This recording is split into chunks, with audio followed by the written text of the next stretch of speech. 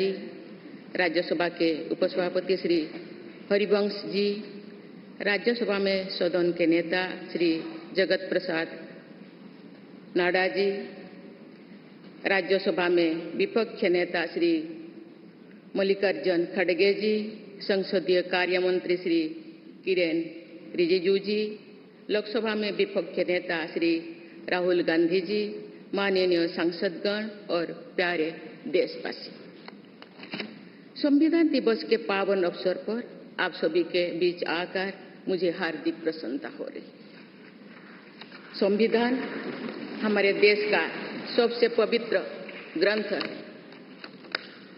आज हम सब एक ऐतिहासिक अवसर के भागीदार भी बन रहे हैं और साक्षी भी। 75 वर्ष पहले संविधान सदन के इसी केंद्रीय कक्ष में आज ही के दिन संविधान सभा ने नवस्वाधीन देश के लिए संविधान निर्माण का बहुत बड़ा कार्य संपन्न किया था। उस दिन संविधान सभा के माध्यम से हम भारत के लोगों ने इस संविधान को अपनाया, अधिनियमित किया और आत्मार्पित किया था। हमारे संविधान हमारे लोकतांत्रिक गणतंत्र की सुदृढ़ आधारशिला है। हमारा संविधान हमारे सामूहिक और व्यक्तिगत स्वाभिमान को सुनिश्चित करता है। आज कृतज्ञ राष्ट्र की ओर से मैं संविधान सभा के सदस्यों और कर्मियों को श्रद्धांजलि अर्पित करती हूँ। ये देश का सौभाग्य है कि संविधान सभा के अध्यक्ष डॉक्टर राजेंद्र प्रसाद ने तथा प्रारूप समिति के अध्यक्ष डॉक्टर बाबा साहेब अम्बेडकर ने संविधान निर्माण की यात्रा का मार्गदर्शन किया। बाबा साहेब अम्बेडकर ने प्रगतिशील और समावेशी सोच की छाप हमारे संविधान पर अंकित किया है। संविधान सभा में बाबा साहेब के ऐतिहासिक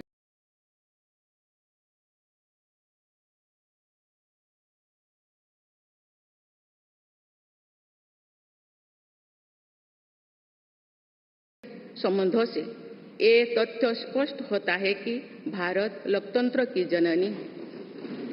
अपने लोकतंत्र पर गौरव की इसी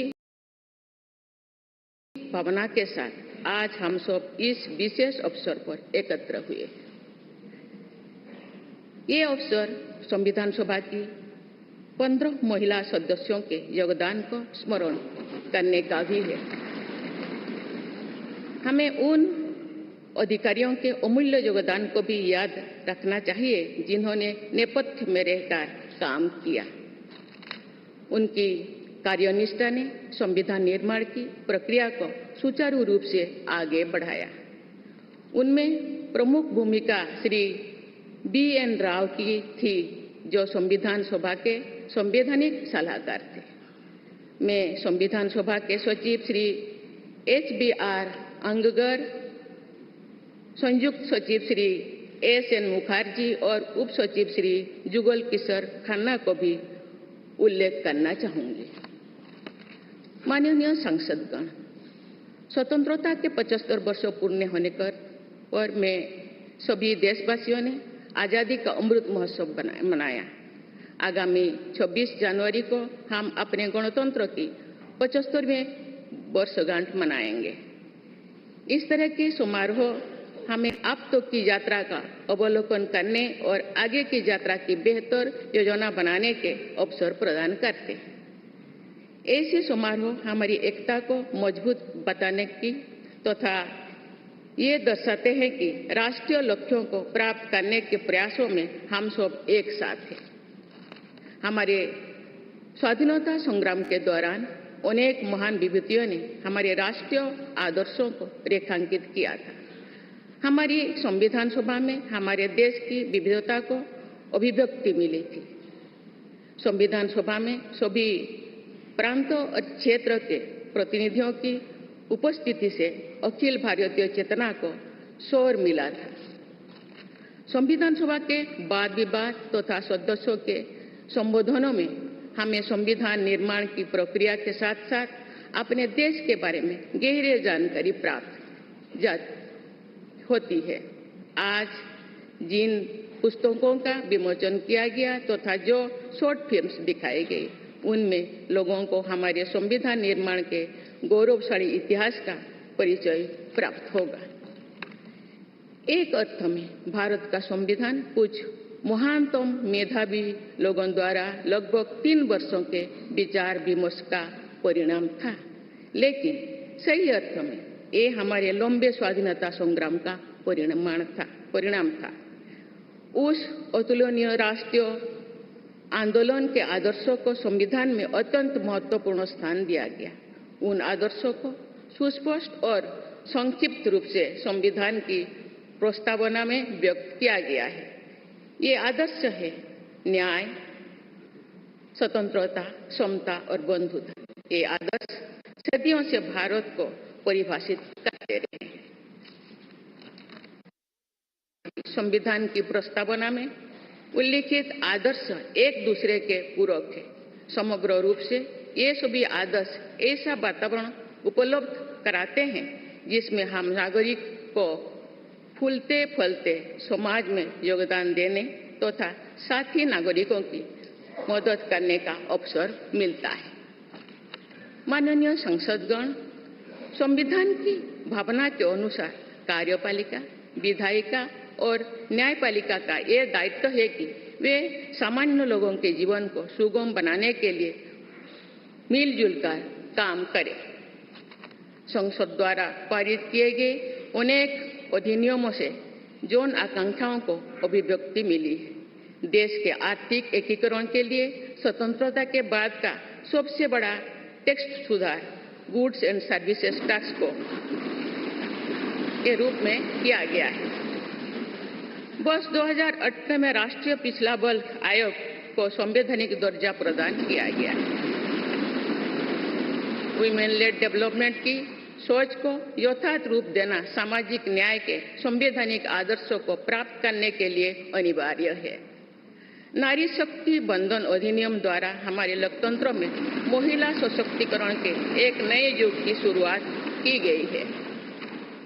दंड के स्थान पर न्याय तथा अपराध के स्थान पर सुरक्षा की भावना पर आधारित भारतीय न्याय संहिता, भारतीय नागरिक सुरक्षा संहिता और भारतीय साक्ष्य अधिनियम को पारित करके सांसदों ने आधुनिक सोच को अपनाने का प्रभावशाली परिचय दिया है। ऐसे अनेक अधिनियमों को पारित करने के लिए मैं सभी सांसदों की सराहना करती हूँ। पिछले कुछ वर्षों के दौरान सरकार ने समाज के सभी वर्गों, विशेषकर कमजोर वर्गों के लोगों के विकास के लिए अनेक कदम उठाए हैं। ऐसे निर्णयों से लोगों का जीवन बेहतर हुआ है तथा उन्हें प्रगति के नए अवसर मिल रहे हैं। गरीब लोगों का अपना पक्का घर मिल रहा है, बिजली, पानी, सड़क की सुविधा मिल रही है, खाद्य सुरक्षा और चिकित्सा सेवाएं मिल रही है। देश में बड़े पैमाने पर विश्व स्तर का इंफ्रास्ट्रक्चर बनाया जा रहा है।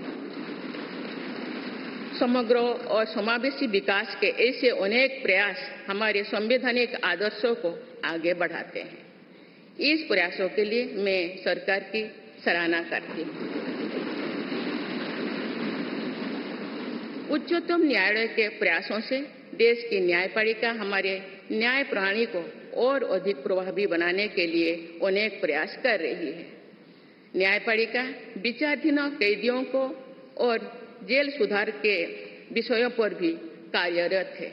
हमारे देश में मूलभूत अधिकारों का दायरा समय के साथ विस्तृत होता रहा है।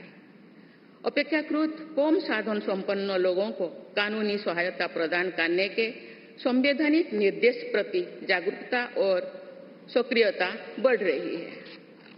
माननीय सांसदगण, कार्यपालिका, विधायिका और न्यायपालिका के साथ साथ सभी देशवासियों की सक्रिय भागीदारी से हमारे संवैधानिक आदर्शों को शक्ति मिलती है। हमारे संविधान में प्रत्येक नागरिक के मूल कर्तव्यों का स्पष्ट उल्लेख किया गया है।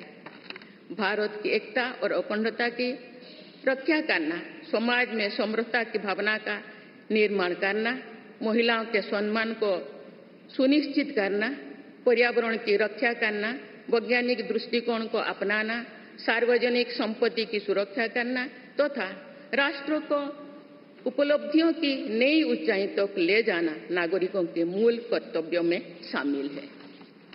हमारा संविधान एक जीवंत और प्रगतिशील दस्तावेज है। बदलते समय की मांग के अनुसार नए विचारों को अपनाने की व्यवस्था हमारे दूरदर्शी संविधान निर्माताओं ने बनाए थे। हमने संविधान के माध्यम से सामाजिक न्याय और समावेशी विकास के अनेक बड़े लक्ष्यों को प्राप्त किया है। नई सोच के साथ हम भारत को विश्व समुदाय में नई पहचान दिला रहे हैं। हमारे संविधान निर्माताओं ने भारत को अंतर्राष्ट्रीय शांति और सुरक्षा को मजबूत बनाने में महत्वपूर्ण भूमिका निभाने का निर्देश दिया है। आज एक अग्रणी अर्थव्यवस्था होने के साथ साथ हमारा देश विश्व बंधु के रूप में ये भूमिका बेखूबी निभा रहे हैं। समुदाय में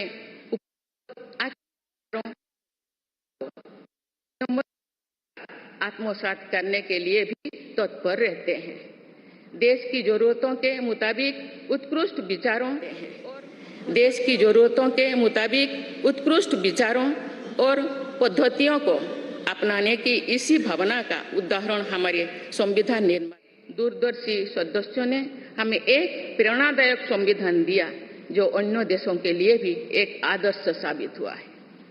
संविधान सभा के अध्यक्ष और मेरे प्रतिष्ठित पूर्ववर्तियों में सर्वप्रथम डॉक्टर राजेंद्र प्रसाद ने वर्ष 1949 में आज ही के दिन अपने भाषण में एक विचार व्यक्त किया था कि संविधान को जीवंत बनाए रखना उन लोगों पर निर्भर करता है जो उसका संचालन करते हैं।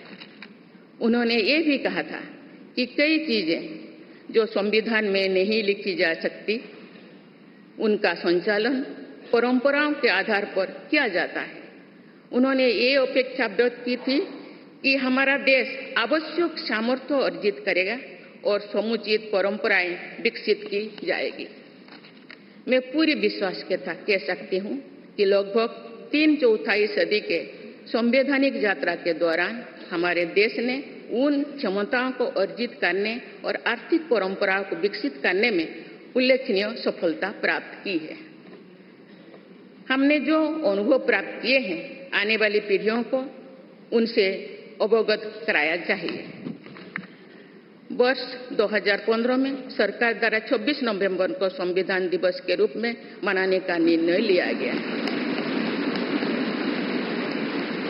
तब से प्रत्येक वर्ष मनाए जा रहे संविधान दिवस के समारोह से हमारे युवाओं में देश के बुनियादी दस्तावेज यानी संविधान के विषय में जागरूकता बढ़ाने में मदद मिली है। संविधान के प्रति युवाओं में उत्साह को देखकर हम सब देश के भविष्य के प्रति आश्वस्त हो सकते हैं। मैं सभी देशवासियों से अनुरोध करती हूँ कि वे हमारे संवैधानिक आदर्शों को अपने आचरण में डालें, मूल कर्तव्यों का पालन करें तथा वर्ष 2047 तक विकसित भारत के निर्माण के राष्ट्रीय लक्ष्य के प्रति समर्पण के साथ आगे बढ़े। मैं संविधान दिवस के अवसर पर सभी देशवासियों को बधाई देती हूँ। आप सभी को मेरा शुभकामनाएं। धन्यवाद। जय हिंद, जय भारत।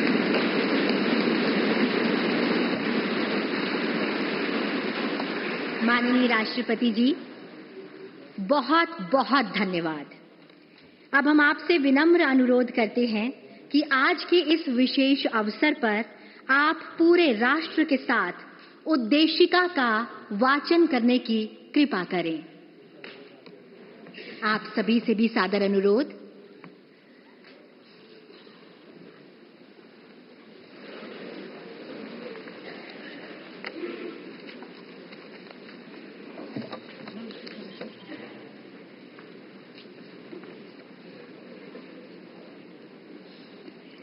हम भारत के लोग भारत को एक संपूर्ण प्रभुत्व संपन्न समाजवादी पंथ निरीक्षण लोकतांत्रिक गणराज्य बनाने के लिए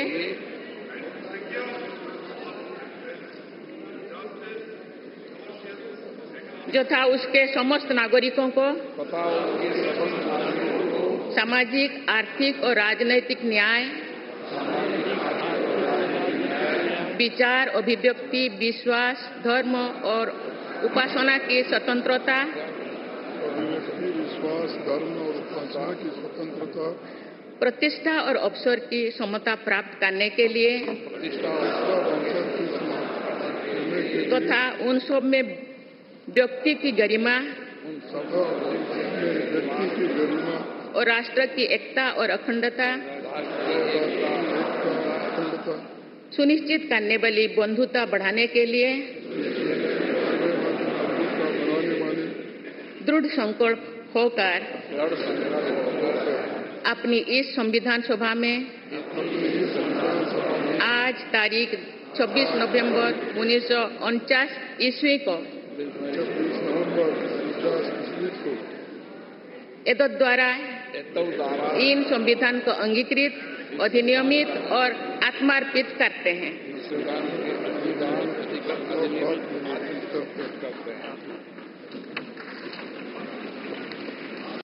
और अब राष्ट्रगान।